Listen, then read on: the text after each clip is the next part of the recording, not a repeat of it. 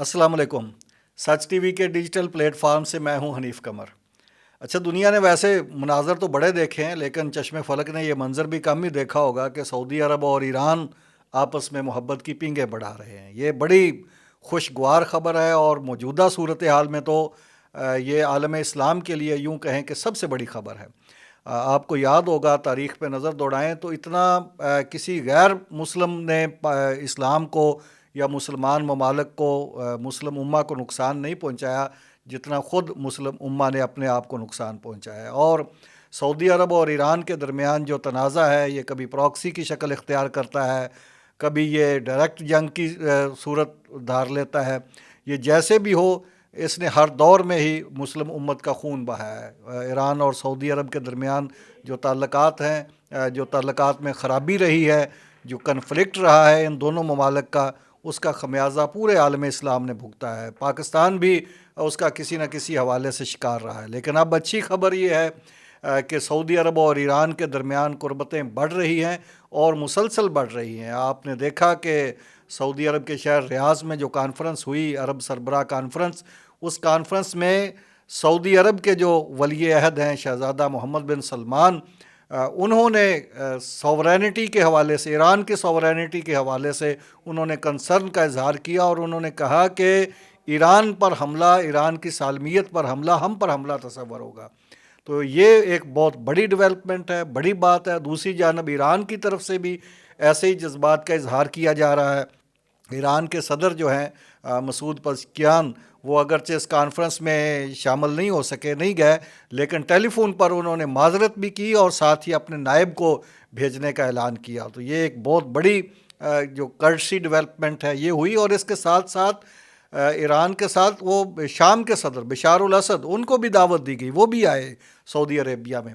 तो इससे एक बड़ा ज़बरदस्त जो है ना, वो उम्मीद की एक किरण नज़र आई है कि चलें, देर आए दुरुस्त आए, पाकिस्तान मुस्लिम ममालिक जो हैं वो अपने मसाइल ख़ुद हल करने के काबिल हो जाएं और ईरान और सऊदी अरब जो तनाज़ा है, जिसकी लपेट में पूरा आलम इस्लाम आ जाता है, ये तनाज़ा ख़त्म होने की कोई राहें निकलती हैं। और बिलाशुबा इसका क्रेडिट सऊदी क़यादत को और ईरानी क़यादत को, दोनों क़यादतों को जाता है। अगरचे चाइना ने भी ये जो मुफाहमत कराने में और दोनों ममालिक को करीब लाने में चीन और रूस का भी बड़ा किरदार है। लेकिन असल बात तो ये है कि जब आप ख़ुद कुछ करना चाहें तो फिर ही जो है आपको इस तरह की सपोर्ट जो है वो मददगार साबित हो सकती है। मोहम्मद बिन सलमान ने ख़ुद ये इनिशिएटिव लिए हैं और ईरानी क़यादत ने ख़ुद इनिशिएटिव लिए हैं। इसलिए दोनों ममालिक के दरमियान ये बात तय हो गई है असूली तौर पर कि ये जो रीजन के मसाइल हैं, ख़ित्ते के मसाइल हैं, ये अरब और मुस्लिम ममालिक के जो मसाइल हैं, इनको कोई दूसरा हल नहीं करेगा, बाहर से आके हल नहीं करेगा।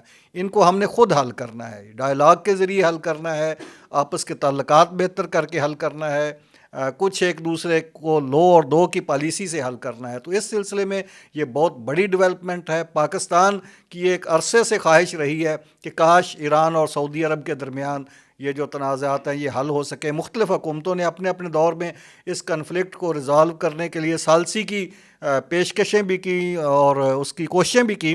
नवाज़ शरीफ साहब ने, जब वो प्राइम मिनिस्टर थे, तो उस वक़्त भी नवाज़ शरीफ साहब ने दोनों ममालिक को करीब लाने की कोशिश की। इमरान ख़ान साहब ने भी अपने दौरे हुकूमत में, वज़ारत उज़्मा के दौर में, उनकी भी ये कोशिश रही कि दोनों ममालिक के दरमियान पाकिस्तान ब्रिज का किरदार अदा कर सके। पाकिस्तान की इस्टेब्लिशमेंट की हमेशा ये ख्वाहिश रही है कि सऊदी अरेबिया और ईरान के दरमियान ताल्लुकात का तवाज़न कायम रखा जा सके। लेकिन आहिस्ता आहिस्ता ये सारी कोशिशें ही बारावर साबित हुई। अब चूँकि उनके रिज़ल्ट सामने आ रहे हैं, तो अब ये बड़ी एक खुशगवार हैरत भी हो रही है, इत्मीनान का बायस भी है ये ख़बर कि ईरान और सऊदी अरब एक दूसरे की सालमियत के हवाले से अहद व पैमान कर रहे हैं, एक दूसरे के साथ ताल्लुकात बेहतर करने की कोशिशें कर रहे हैं। सऊदी अरब ने भी बड़ा भुगता है इस कन्फ्लिक्ट को, उसका भी बड़ा नुकसान हुआ है, ईरान का भी बड़ा नुकसान हुआ है, आलम इस्लाम का बड़ा नुकसान हुआ है। आप देखें कि जब से ये इसराइल और ने गज़ा पे हमले शुरू किए हैं और ये गज़ा की जंग जब से शुरू हुई है, उसी दिन से सऊदी अरब में डेवलपमेंट के बड़े बड़े प्रोजेक्ट्स रुक गए हैं। न्योम सिटी जो एक बड़ा आइडियल किस्म का شہر بسایا جا رہا ہے سعودی عرب میں، اور اس میں دنیا جہان کی جدید ٹیکنالوجی اور جدید ترین سٹی وہاں پہ بسایا جا رہا ہے۔ بہت بڑا منصوبہ ہے، اتنا بڑا منصوبہ ہے کہ جس کے بارے میں محمد بن سلمان یہ کہتے ہیں کہ دنیا یورپ کو اور دبئی کو اور ادھر ادھر کو بھول جائے گی اور وہ سعودی عربیہ کا ہی رخ کرے گی اس طرح کے شہروں کو دیکھنے کے لیے۔ تو اس شہر میں جو ڈیولپمنٹ کے کام ہو رہے تھے، بڑی بڑی انٹرنیشنل کمپنیاں اور بڑی بڑی سعودی کمپنیاں وہاں پہ کام کر رہی تھی، جیسے یہ حملہ ہوا، اگرچہ اس علاقے میں تو کوئی ایسی کارروائی نہیں ہوئی، لیکن حفظ ما تقدم کے طور پر سعودی حکومت نے اپنے شہریوں اور غیر ملکی مہمانوں کے تحفظ کے لیے وہ کام بند کر دیا، بالکل ٹھپ ہو گیا۔ اور وہاں پہ جتنا بڑے اسکیل پہ وہ کام ہو رہا تھا، جتنی بڑی ملٹی نیشنل کمپنیاں وہاں پہ کام کر رہی تھی، تو ان سب کے جو اخراجات ہیں وہ سعودی حکومت پے کر رہی ہے، اور یہ کام بند ہونے کے باوجود ان کو ان کے واجبات پے کیے جا رہے ہیں۔ تو یہ سارے کا سارا نقصان ہے، لیکن آفٹر آل وہ اٹھا رہے ہیں سعودی حکمران۔ اور ظاہر ہے جو محمد بن سلمان کا جو ویژن ہے، جو ڈیولپمنٹ کا، ترقی کا، خوشحالی کا اور پروگریسو سعودی عربیہ کا، وہ ویژن اسی صورت روب عمل ہو سکتا ہے کہ اگر خطے میں امن ہو۔ تو اس امن کے لیے بڑی یہ ڈیولپمنٹ ہے کہ اصل انہوں نے دیکھیں، پہلے بھی جب کبھی کوئی کوشش ہوتی تھی تو کبھی امریکہ کی طرف دیکھا جاتا ہے، کبھی اسرائیل کی طرف، کبھی کچھ، لیکن جو اصل خطے کے سٹیک ہولڈر ہیں، جو اصل پرابلم کا باعث بنتے ہیں، ان کی طرف توجہ نہیں ہوتی تھی، یا اس مسئلے کو حل نہیں کیا جاتا تھا۔ اصل پرابلم سعودی عربیہ اور ایران کا تھا، جو اب اس کو ایڈریس کیا جا رہا ہے۔ اب سعودی قیادت بھی اسی کو ایڈریس کر رہی ہے، ایرانی قیادت بھی اسی کو ایڈریس کر رہی ہے، اور بشار الاسد کا آنا، کہ وہ بشار الاسد کے ساتھ بھی ڈائریکٹ انڈائریکٹ سعودی عربیہ کی اسی طرح کا ہی کنفلکٹ جس طرح کا ایران کے ساتھ ہے۔ تو اب یہ سارے سٹیک ہولڈرز اکٹھے ہو رہے ہیں اور بڑے آپس میں اعتماد کے ساتھ اکٹھے ہو رہے ہیں، ایک دوسرے پہ اعتماد کر رہے ہیں، کہ کوئی ایسا نہیں کہ کوئی بظاہر کچھ اور باتیں ہو رہی ہوں اور بیک سکرین پہ کچھ اور ہو رہا ہو۔ تو اس لیے یہ جو اعتماد ہے ان دونوں ممالک کا، یہ بالکل کام آئے گا، یہ اس کا فائدہ ہوگا، ریجن کو بھی فائدہ ہوگا، سعودی عربیہ کو فائدہ ہوگا، یہ غزہ کی جنگ بند ہوگی۔ یہ دونوں ممالک ایران اور سعودی عربیہ اگر بیک زبان ہو کر ایک میسج دے دیں امریکہ کو کہ بس نو مور، تو امریکہ کی جرت نہیں ہے کہ وہ اسرائیل کے پیچھے کھڑا ہو جائے یا اسرائیل کے ظلم کا ساتھ دے سکے۔ امریکہ بھی اور اسرائیل بھی اگر فائدہ اٹھاتا ہے تو وہ ایران اور سعودی عربیہ کے درمیان کنفلکٹ کا فائدہ اٹھایا۔ اب اگر یہ دونوں ممالک اکٹھے ہو رہے ہیں تو ظاہر ہے مسلم امہ کے دو بلاک آپس میں مل رہے ہیں، ایک ایرانی بلاک اور ایک سعودی بلاک یوں کہہ لیں۔ اب وہ دونوں بلاک مل کے جب اپنی قوت کا مظاہرہ کریں گے اور اپنی ایک سٹیٹمنٹ جاری کریں گے، اور تو پھر کسی صورت یہ جنگ نہیں رہ سکتی، اور اس پہ اسرائیل کو پیچھے ہٹنا پڑے گا، امریکہ کو پیچھے ہٹنا پڑے گا۔ اور میرا خیال ہے کہ اب وہ وقت آ گیا ہے کہ اب مسلم قیادتوں نے یہ بات ان کو سمجھ آ گئی ہے کہ ہم کب تک آپس میں لڑتے رہیں گے اور دوسروں سے مار کھاتے رہیں گے۔